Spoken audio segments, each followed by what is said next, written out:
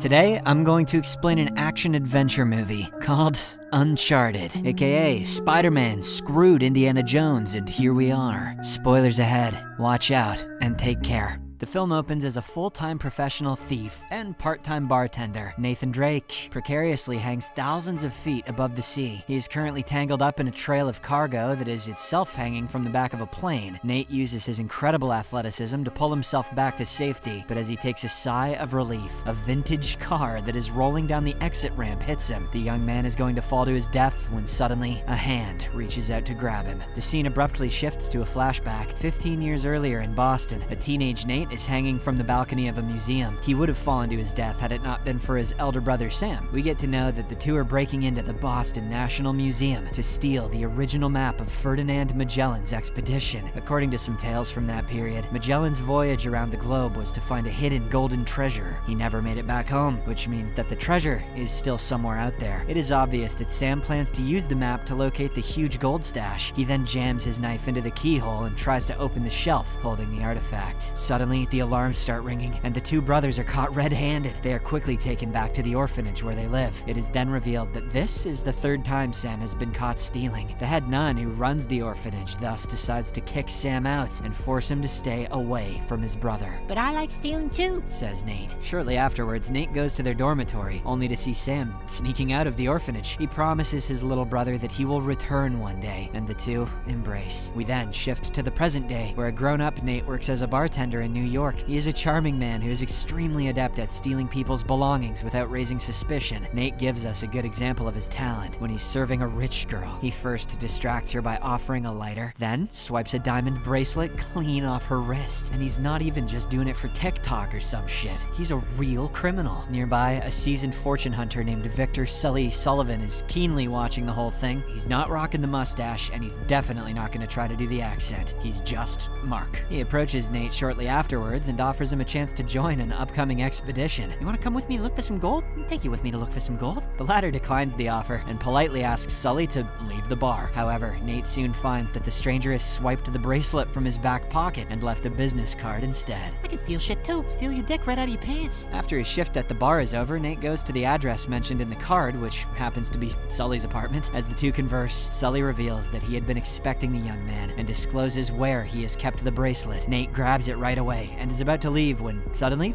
his eyes fall on something. To his utter surprise, there is the original copy of Magellan's map placed in one corner of the room. Following this, Sully reveals that he used to work with Sam and knows that Nate is his brother. This prompts a discussion about Magellan's voyage and how it was bankrolled by the Moncadas. It turns out this aristocratic family has been a key player in several atrocities throughout history. Sully adds that Sam had helped him steal the diary of Eduardo Elcano, the captain of Magellan's ship. It contains accounts of the ship's travel and lots of clues that can lead them to the hidden gold pile. Eventually, Sully says that he wants the young man to join him in searching for this treasure. Nate cannot refuse such a big opportunity, so he immediately accepts the offer. The following day, Sully reveals his first step of his plan, acquiring an ancient golden cross that is one of two keys needed to find the treasure. How do you know all this? It came in a McDonald's Happy Meal I got the other day. He has the first one, and the second one is being held for auction at a New York museum. Sully knows that Santiago Moncada, the eldest son of the Moncada family, will try to buy the cross since it was once his family's heirloom. Nate is then tasked to take out the electrical grid in the museum, while Sully takes the responsibility of stealing the cross. A few days later, the two go to the auction, and everything seems to be under control for a while. Both the men know their responsibilities and are motivated to steal the golden cross, but things begin to go wrong when Sully sees a woman named Jo Braddock in the auction. She is a ruthless mercenary and is now working for Santiago Moncada. She soon approaches Sully, indicating she knows what he's here for. Nonetheless, our heroes go ahead with their plan, and Nate sneaks to the control room of the museum. He is about to kill the power, but is caught by Moncada's big, burly Scottish henchman. "Ahoy, laddie," or whatever.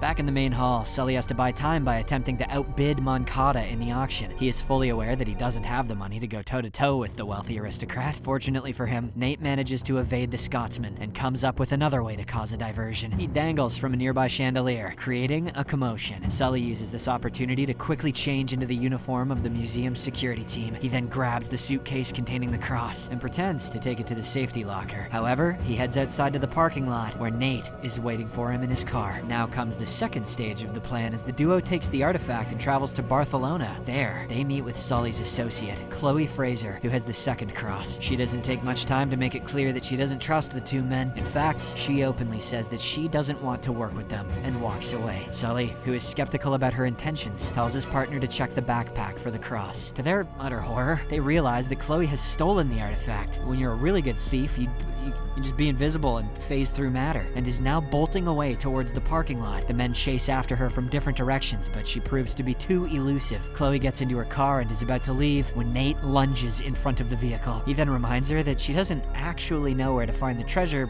without their help, with no other option, because I guess she somehow did not think about that. Chloe is forced to work together with the two men as they have the diary of Eduardo Elcano. Nate, who is adept at deciphering riddles, has studied the journal several times. It contains a drawing of a tree, and he concludes that it is a religious symbol. Sometime later, the three are standing in front of the St. Mary of the Pine Church, whose emblem matches the tree in the diary. It is then decided that they will check the entire place for further clues that very night. Elsewhere, at the Moncada Foundation headquarters, Santiago is upset at his father Armando. This is because Dad plans to donate the entire family fortune to charity. Later that day, Santiago meets with his father in a public park and has one last chat about the matter. The old man stands firm in his decision and heads back into his car, but this turns out to be a grave mistake as Santiago orders his henchmen to kill Armando for good. That night, Nate, Sully, and Chloe go to the Church of Pine and try to find any clues regarding the hidden treasure. It doesn't take them long to come across a symbol on the floor, which indicates that there is a secret crypt behind the altar, and no one has ever noticed it before. Nate soon manages to locate a button that unveils two keyholes on the bottom of the statue of Mary. They then use the two golden crosses, and finally, the altar rotates to reveal a passageway. However, Elcano's diary talks about two paths, one going to heaven and one going to a Papa John's right now. This means the team needs to find a tunnel that can be opened from underground, as well as from above the ground at the same time. Thus, Nate and Chloe head into the passageway, while Sully goes out to the street to find the other opening. They decide to use a geolocation map to track each other's positions at all times. After a bit of exploring, Chloe and Nate come across a crypt that ends in a trapdoor. They use their golden cross to turn the keyhole on the trapdoor, but things begin to get real scary. The entire space starts to fill with water from the fountain that is right above the crypt. For them to get free, Sully needs to find another opening on the ground level. Thankfully, he soon notices a keyhole on the wall of a nearby restaurant. Papa John's, I told you. The only problem is, Braddock is standing right on his path, fully intent on stealing the golden cross. The two engage in a ferocious fight, and Sully eventually manages to knock her down. He then hastily opens the keyhole just in the nick of time. A few meters below in the underground crypt, water begins to drain out, and his two colleagues are saved. Following this, Sully finds a symbol near the water fountain that looks like a ladder. He deduces that the symbol depicts both the golden crosses placed together, which must make one singular key. So he drops his cross down through the drainage grill below towards the crypt. Nate then puts the two artifacts together and manages to form a singular key that does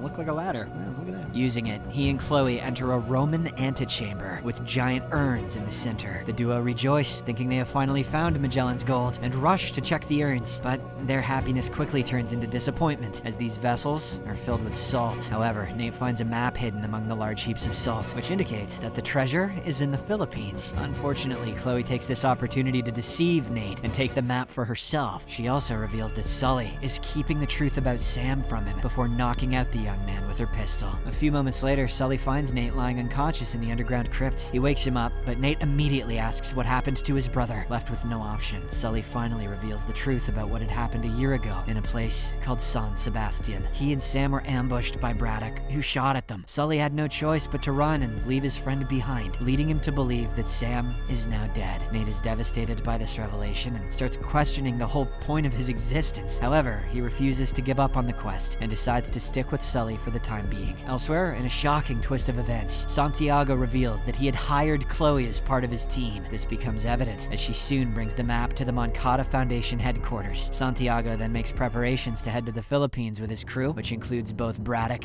and Chloe. The next day, Nate and Sully track down Santiago's crew to an airport. The aristocrat is transporting large amounts of equipment, people, and even his favorite red Mercedes to the Philippines. The duo sees an opportunity, and they sneak into the car's trunk. You're so small, you fit right in there. Make some room. Shortly afterwards, the plane takes off from Barcelona, and Moncada gathers his crew for a speech. He talks about how he feels that Magellan's crew betrayed his family. He is busy blowing his own trumpet when Braddock fatally slits his throat all of a sudden. It is then revealed that she and all the other goons had planned this betrayal for months. They want to find the treasure using Santiago's resources and keep all the money for themselves. However, she doesn't notice two important things happening right under her nose. First, Chloe slips away quietly and hides inside Santiago's favorite Mercedes. Second, Sully and Nate sneak out of the car's trunk to foil the entire plan. The men eventually get their hands on the map. While Braddock's men are busy looking for Chloe, Nate then opens the cargo chutes, causing the huge equipment boxes to fly out of the plane. After successfully foiling Braddock's plan, Sully manages to jump safely out with a parachute. Nate, on the other hand, is caught in cargo, trailing behind the plane. This is when the movie circles back to the first scene, as Nate barely makes his way to safety. He takes a sigh of relief,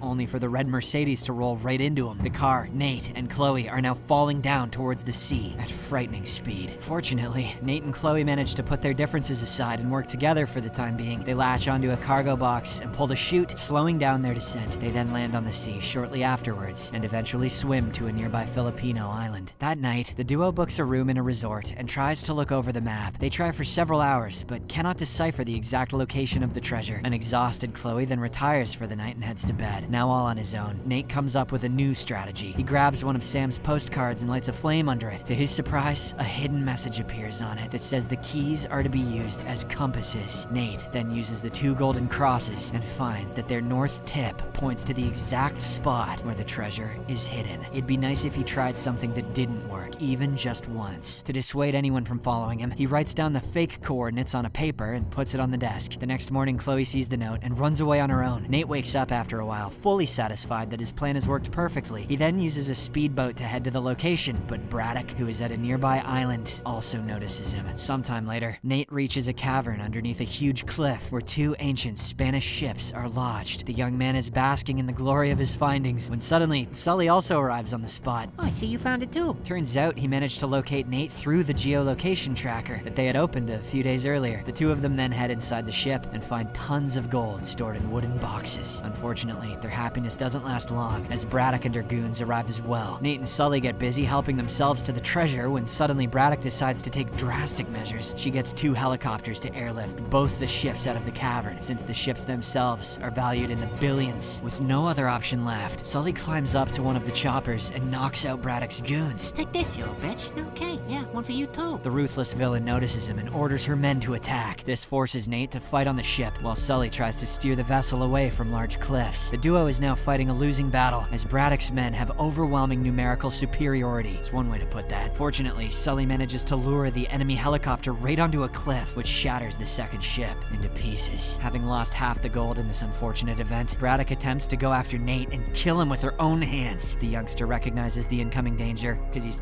you know what, and tries to climb from the ship to the chopper. Unfortunately, Braddock grabs his legs right before Nate can get to the helicopter's cabin. Sully, who is watching all this, is now left with a choice: save Nate or flee with the bag of gold that he had earlier sneaked out. Eventually, he throws the bag of gold at Braddock, sending her falling into the ocean. He then pulls Nate up, and the second ship drops right on top of Braddock, crushing her. With the Filipino Coast Guard approaching the wreckage, Nate and Sully start flying away. The young man then reveals that he has managed to save some bars of gold and jewelry in his pockets. Nice. By the way, say hello to your Aunt May for me. Just as they are celebrating their victory, they notice Chloe on a speedboat heading towards the wrong coordinates given by Nate. As the movie comes to an end, the scene cuts to a prison where we see that Sam is still alive and is writing another postcard to Nate.